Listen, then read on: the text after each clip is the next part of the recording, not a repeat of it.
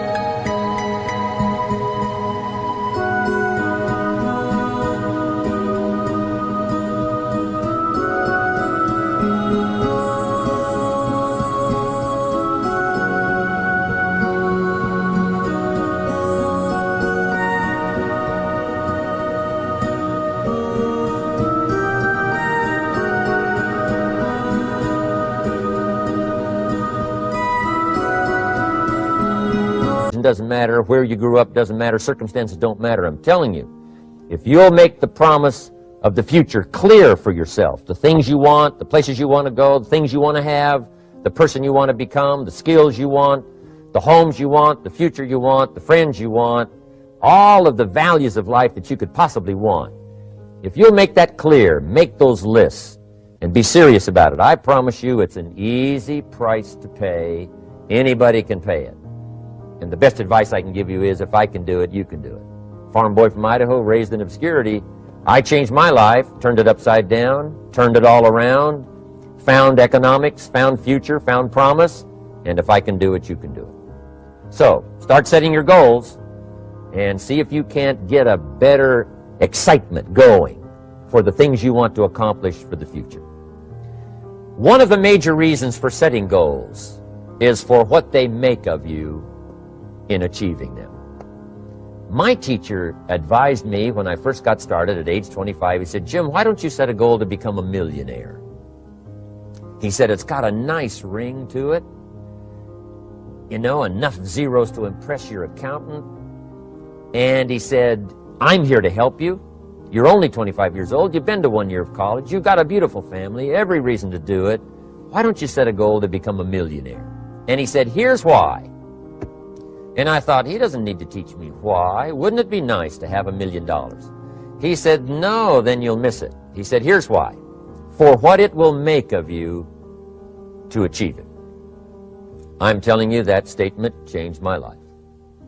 Set the kind of goals that will make something.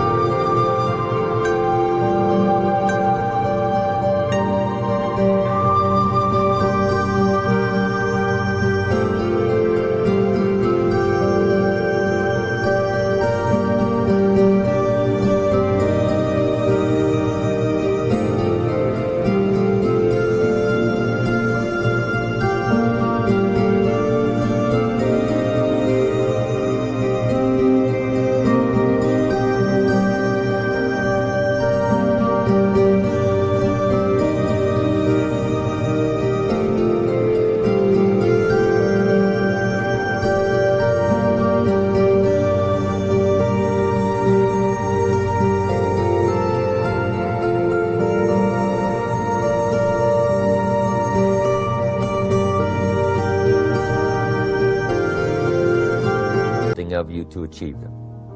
He said, "Now, once you become a millionaire, what's important is not the money." I thought, that's kind of strange teaching. He said, "Honest, it isn't important." He said, "You could just give the money away." Now, I did better than that. I lost it all. By the time I was 31, I was a millionaire. By the time I was 33, I was broke. And I'll tell you a little bit about that story later. But when I lost all my money, guess what? I found out Mr. Schoaf was right. What was valuable was not the money. What was valuable was what I became to earn the money. The skills I had, the knowledge I had about the marketplace, the values that I had going for me. They were more valuable than the money. And here's an important statement to remember. It's not what you get that makes you valuable. It's what you become. So part of the key here is to set the kind of goals that will make something of you. Don't set them too low, so that you don't have to grow and you don't have to read and you don't have to try and you don't have to stretch. Don't set them too low. And then don't sell out. Don't go for something that's going to cost you your virtue or cost you your values or sell out your principles. There's a good middle road here to follow. Goals that will inspire, goals that will help you grow, change, develop, and become better than you are. Work harder on yourself than you do on your job. Develop the skills, learn the lessons, take the classes, absorb all that is being taught to you these days. And then later on, of course, you can sort it out, what's valuable to you and how to refine it for your business and for your life and for your future. But the main thing is to get it and start this process of personal change, personal development. And let me say it one more time. If you will change, everything will change for you. You'll never be the same. You'll keep growing.